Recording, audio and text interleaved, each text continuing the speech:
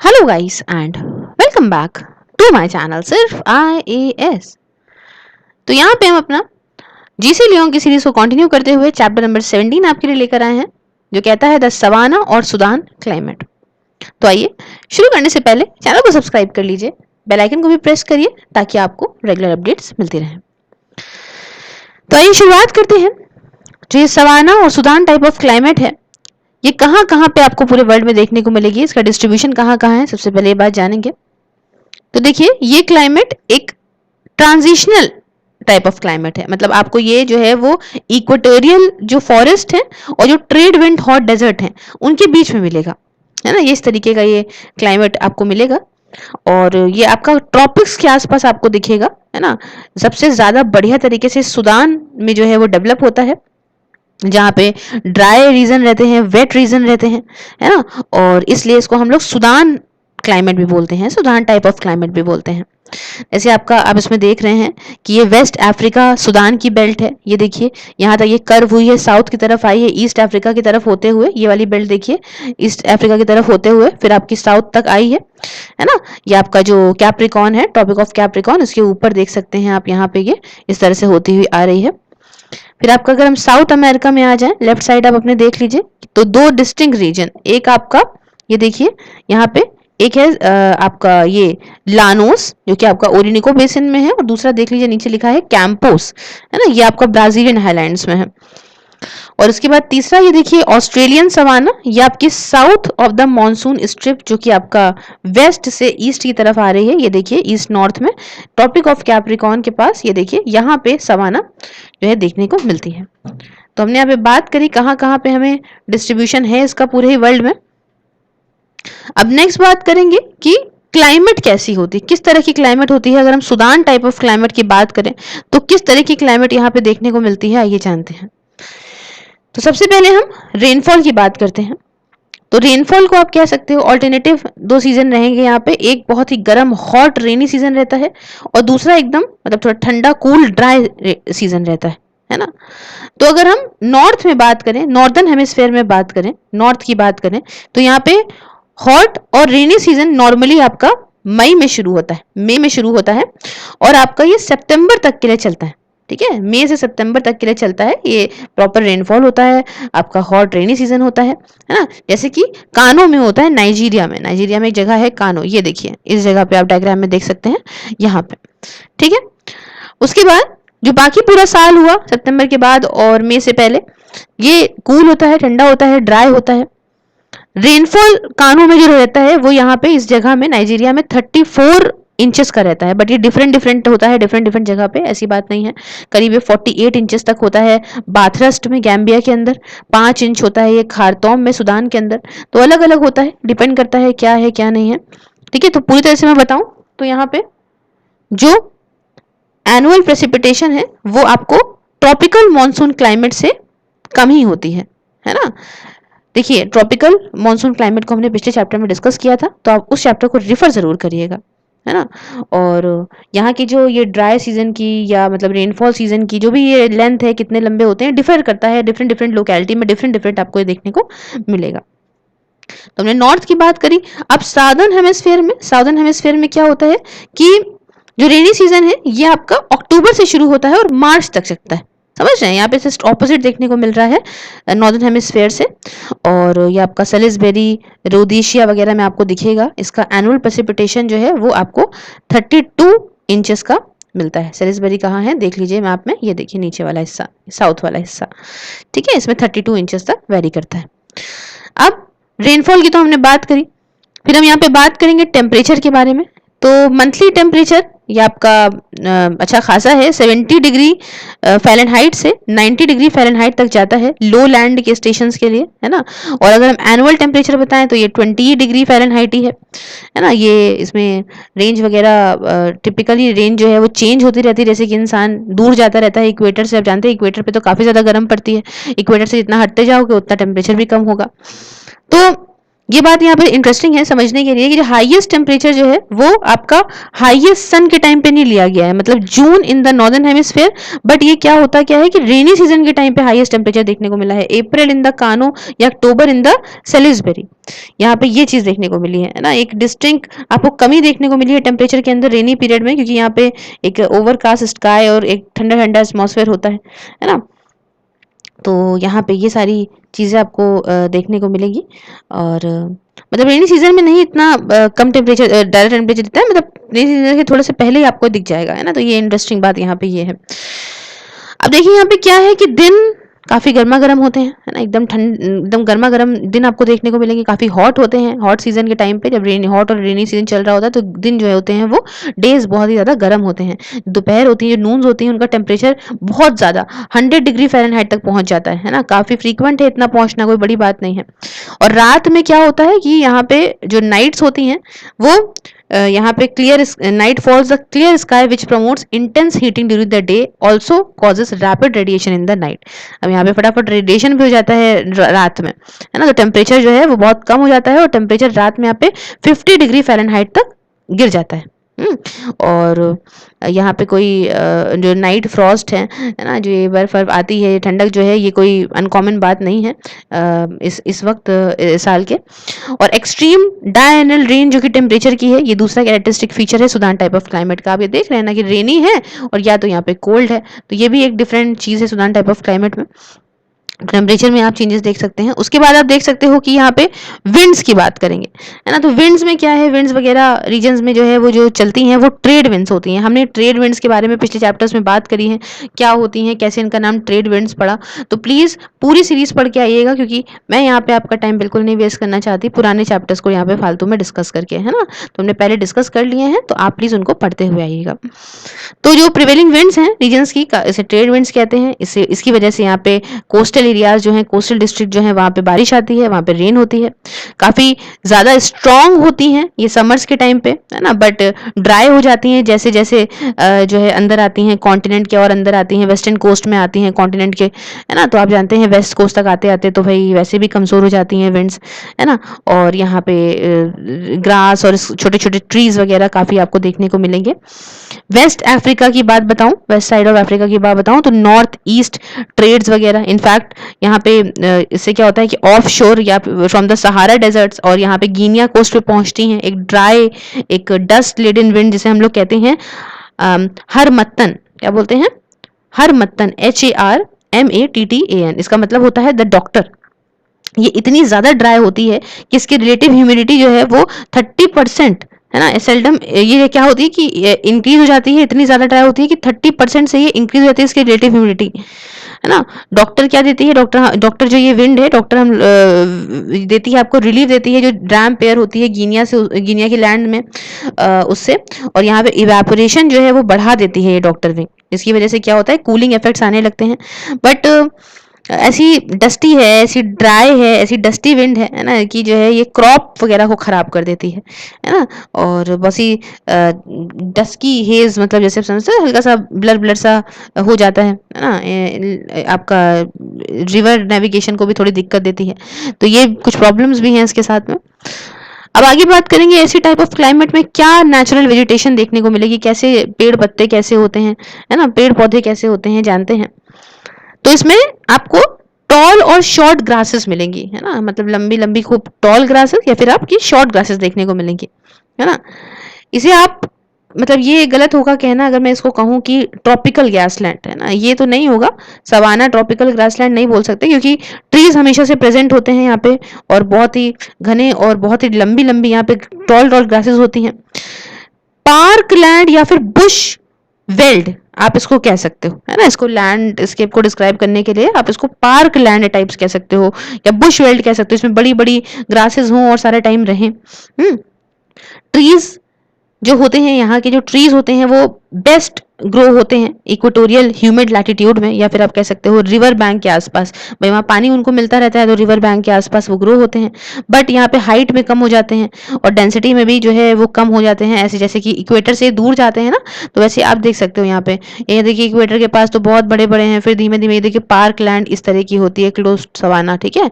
उसके बाद फिर ये सवाना आ गया, फिर ये सेमी डेजर्ट आती है, फिर डेजर्ट आती है। तो ये यहाँ पे इमेजेस हैं जिनसे आपसे कुछ आइडिया यहाँ पे मिल सकता है कि किस तरह के होते हैं, है ना। तो फिर ये आपके क्लम्स में या अलग अलग जगह पे आपको देखने को एक एक लौते लौते दूर दूर पे देखने को मिलेंगे, जैसे कि आप इस इमेज में देख सकते हो, है ना, दूर दूर मिलेंगे, बहुत घने नहीं होते।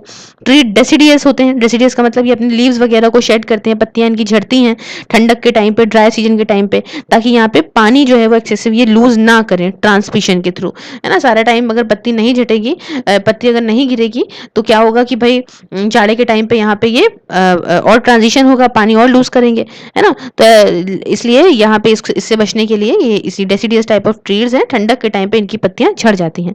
जैसे कि एग्जाम्पल बात करें तो अकेशिया एक ऐसा पौधा है। कुछ दूसरे चौड़े चौड़े तने वाले ब्रॉड ट्रंक्स वाले अगर मैं बात करूं तो जिसमें वाटर स्टोरिंग डिवाइसेस होते हैं ताकि ये एक लंबे वक्त के लिए जी सकें, ऐसे प्लांट उनको, ऐसे ट्रीज उनको कहते हैं बाओबाब्स, BAOBABS, ठीक है, बाओबाब्स बोलते हैं, बॉटल ट्रीज बोलते हैं। ट्रीज मोस्टली अगर मैं यहाँ के बताऊं तो कैसे होते हैं, काफी हार्ड होते हैं, है ना। ऐसा नहीं है कि बहुत ही पतले सतले हैं, है ना। काफी हार्ड ट्रीज आपको देखने को मिलेंगे यहाँ पे, काफी हार्ड हैं, काफी थॉर्नी है, कांटे वगैरह होते हैं, है ना। और गम लाइक होते हैं ना, तो इसमें गम अरेबिक भी कहते हैं। कई सारे ट्रीज अम्ब्रेला शेप के होते हैं, है ना, जैसे कि आप इस इमेज में देख सकते हो कि छतरी जैसे लगेगा देखने में, अम्ब्रेला शेप के होते हैं, है ना। और नैरो एज है, स्ट्रॉन्ग विंड से बचने के लिए यहाँ पे चीजें बनाई गई हैं। ऊपर वाले में कितनी मतलब खूबसूरत चीजें बताई है ना, कि मतलब जहाँ का जैसा एटमॉस्फेयर है उस हिसाब के वहाँ के ट्रीज भी दिए हैं, ताकि भाई प्रॉब्लम ना हो और आराम से वो जो है सरवाइव कर सकें, ठीक है। तो जो सवाना लैंड्स हैं ना, सही से जो सवाना लैंड्स हैं वहाँ पे क्या है कि जो ग्रास है बहुत लंबी लंबी होती है ना। यहाँ पे आप इस इमेज में देखो, है ना, ये देखिए इस इमेज में आप देखो तो ये सवाना में ग्रास बहुत लंबी लंबी होती है और 6 से लेके 12 फीट तक की हो सकती है। एलिफेंट ग्रास में हाइट अगर देखें तो 15 फीट तक की हो सकती है ना। तो इतना कुछ देखने को यहाँ पे मिलता है।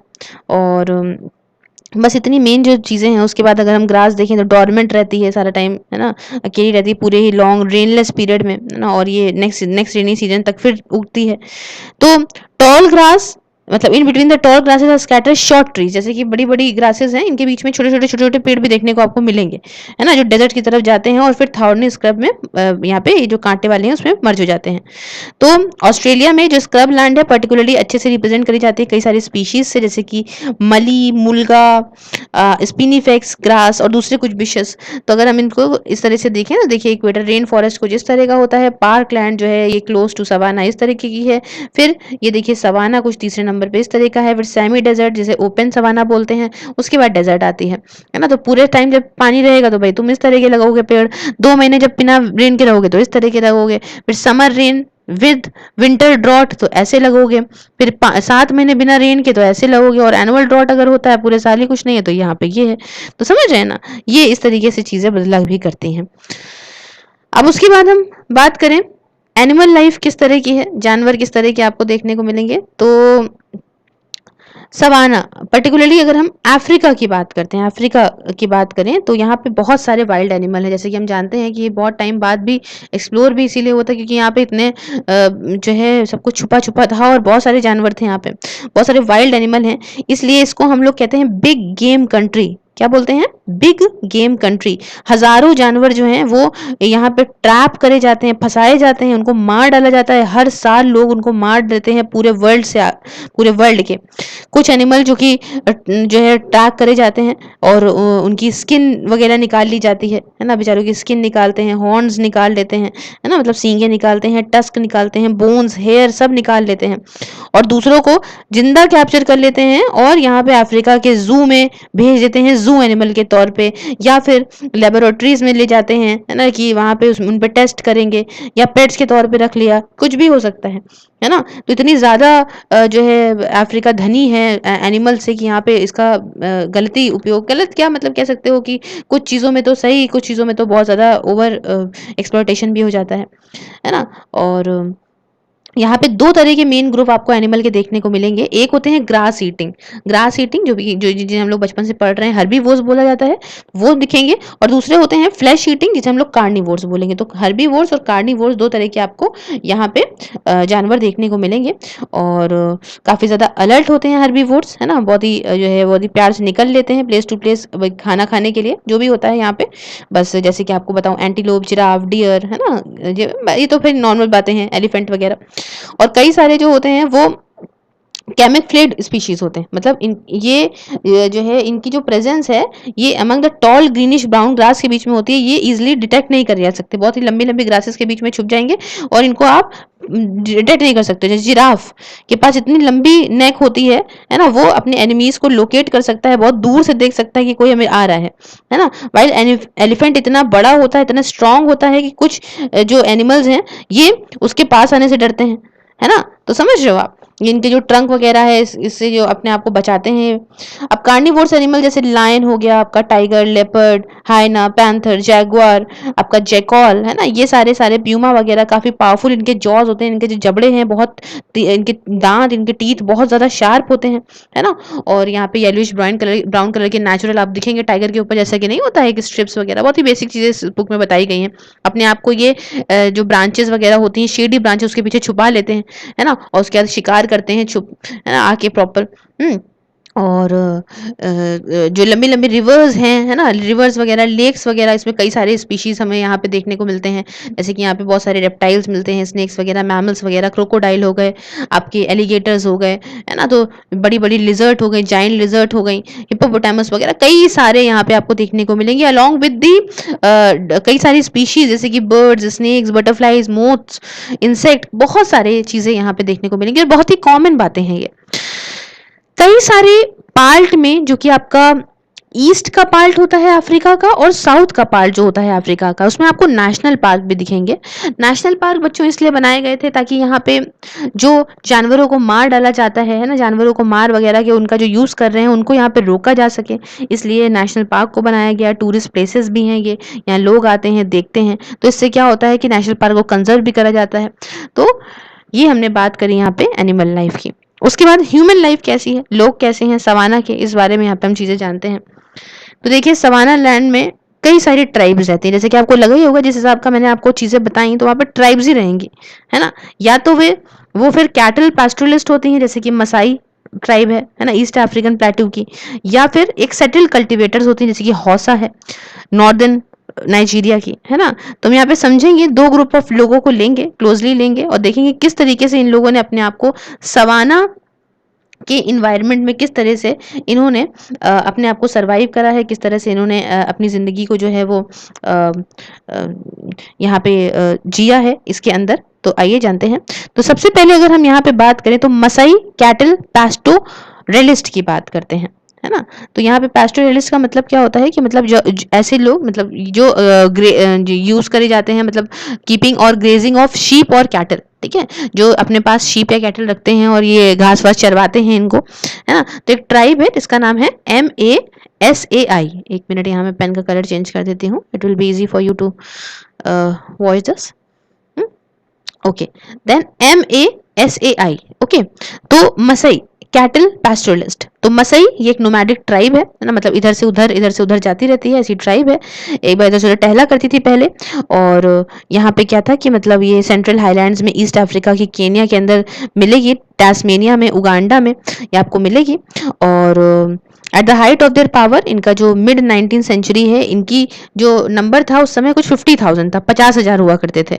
बट आज की डेट में बहुत सारे ट्राइबल क्लैशेस हुए, बहुत सारे एपिडेमिक्स आए, मतलब वहाँ पे इतने डिजीजेस आए कि उनमें मरी, नेचुरल डेथ भी हुई, तो इनका नंबर घट के सिर्फ और सिर्फ ये कुछ आपका जो है काफ़ी कम हो गया है।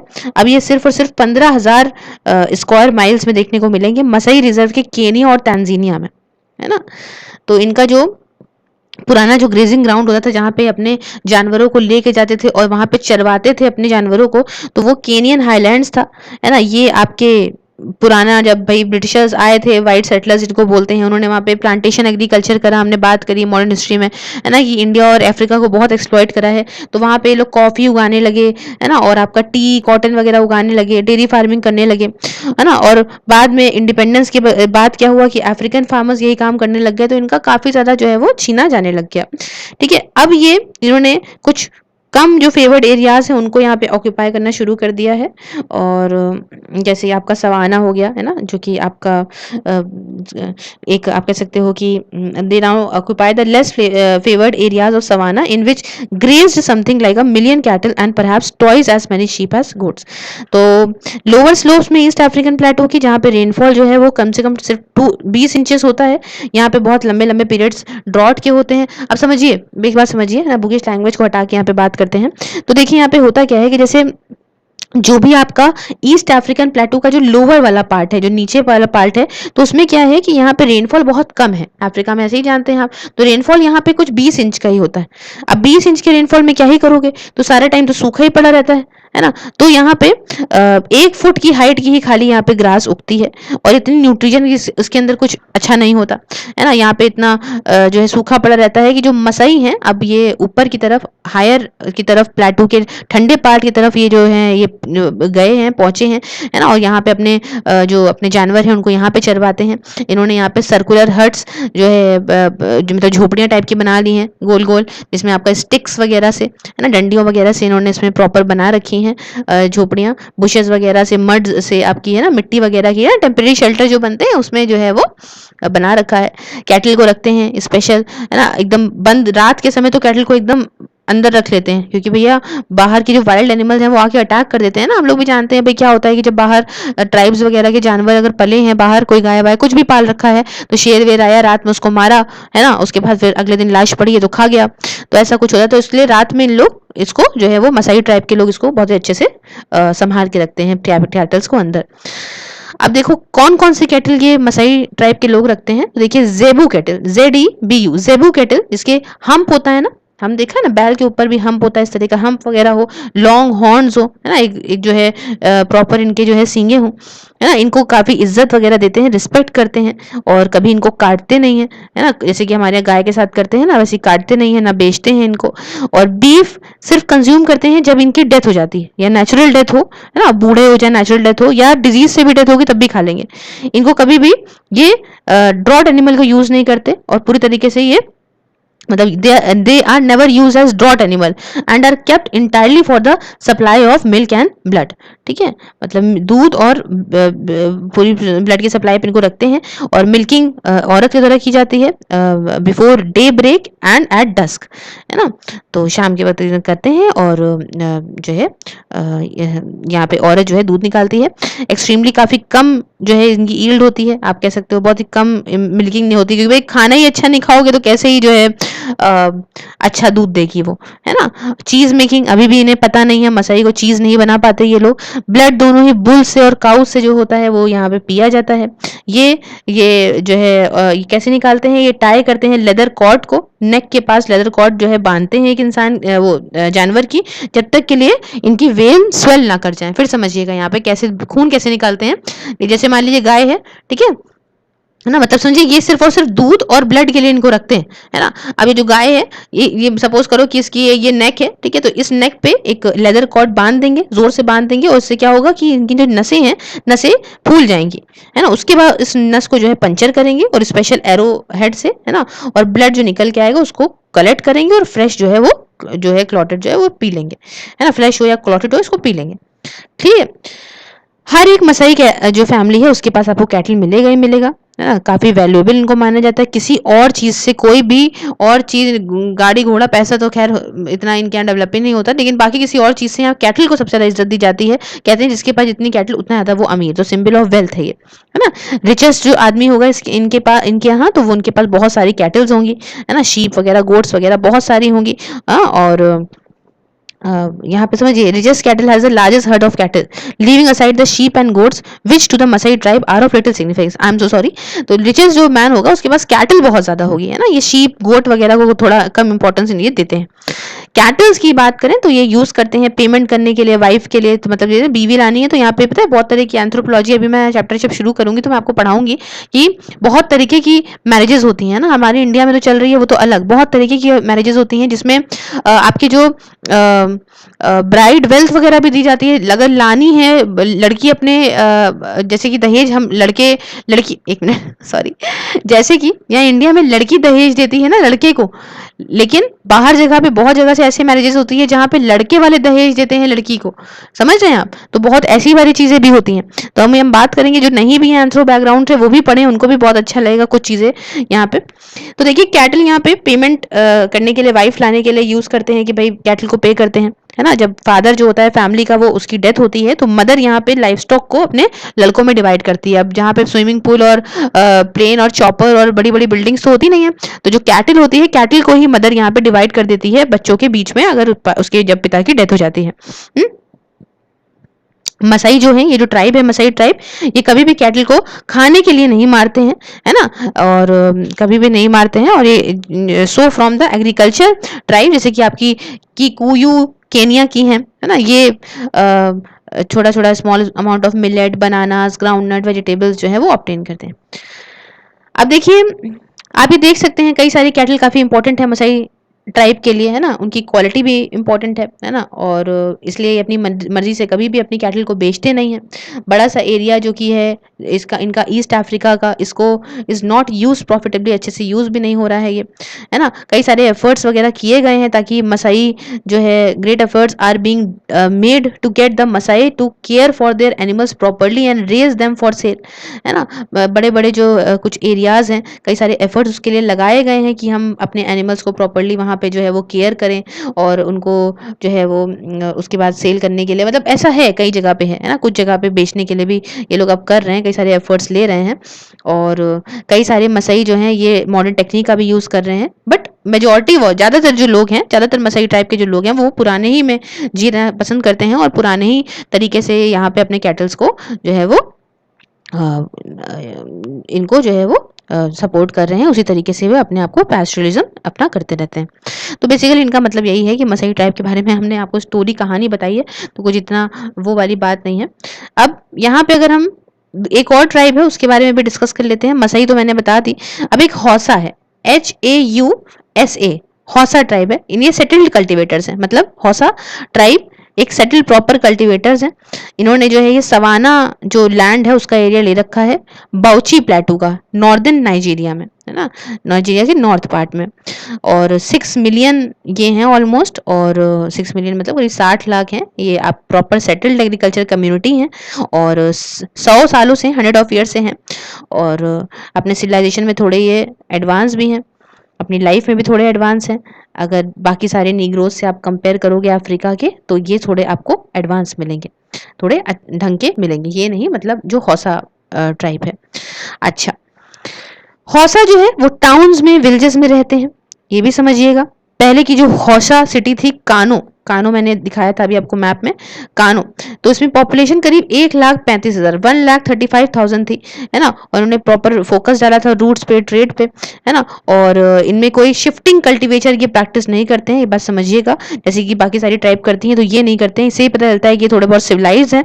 और इन्होंने क्रॉप वगैरह भी काफ़ी अच्छे रेंज के बनाए, जैसे मेज, मिलेट, आपका गिनिया कॉर्न, ग्राउंड नट, बनाना, बीन्स वगैरह।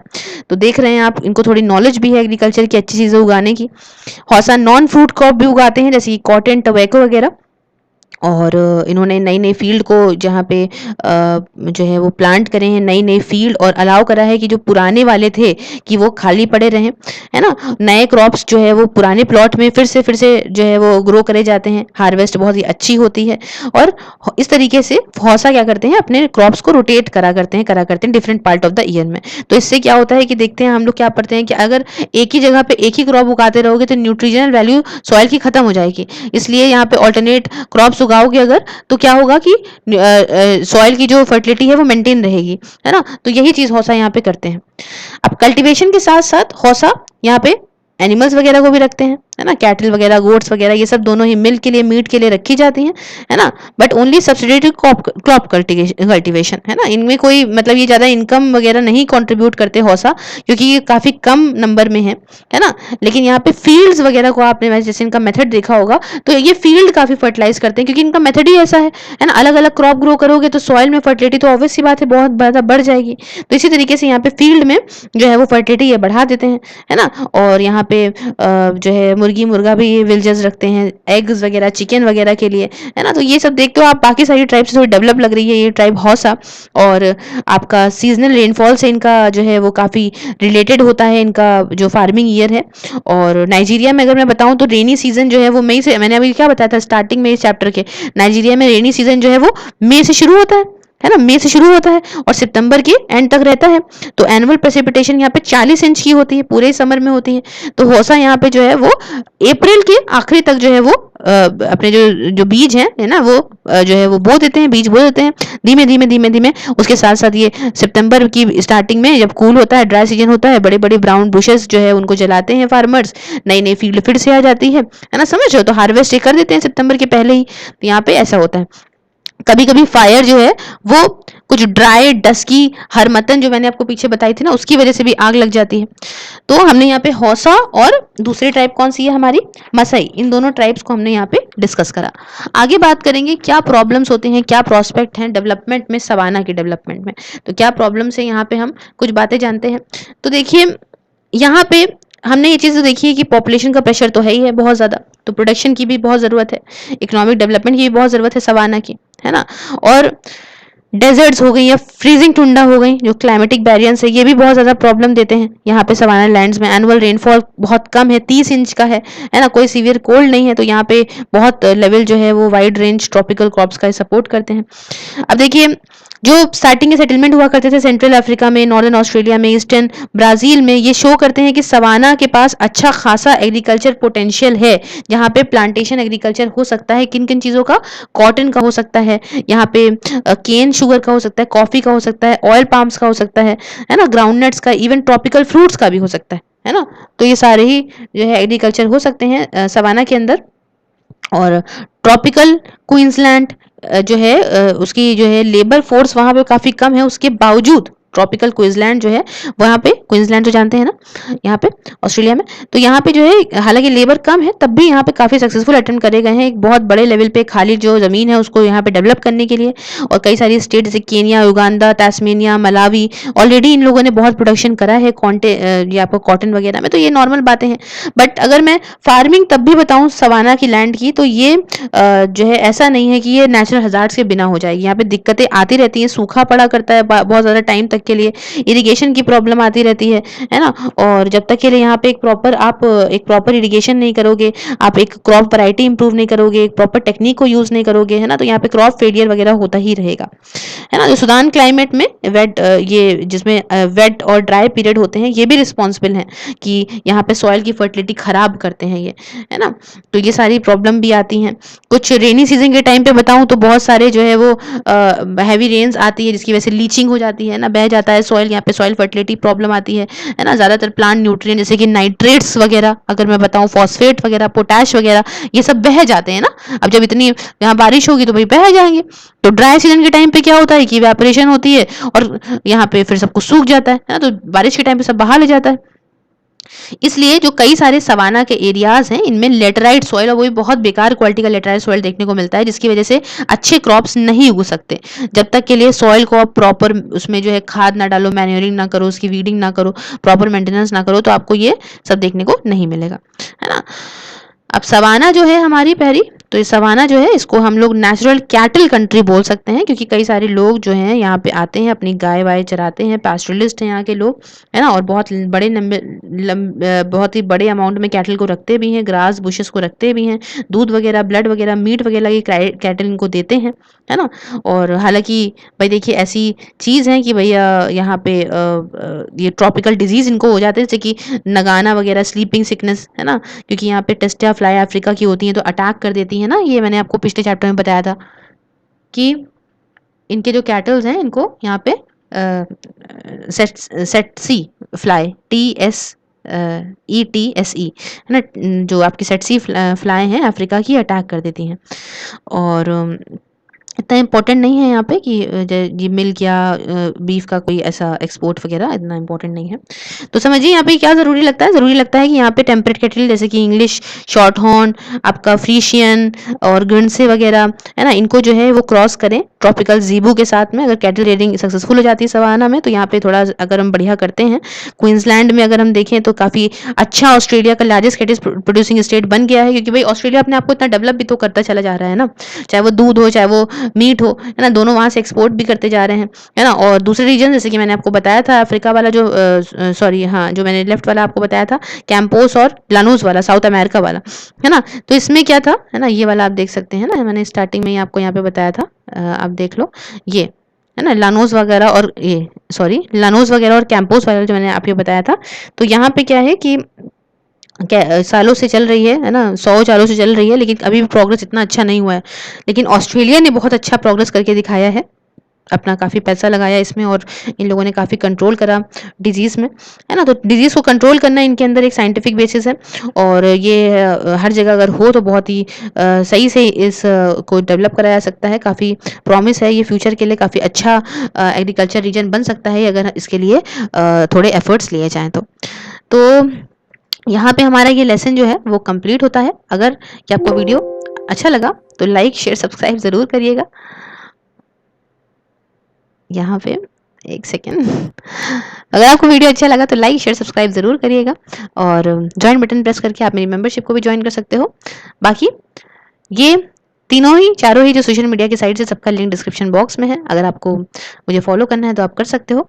Thank you so much for discussion. Have a wonderful day है। Take care.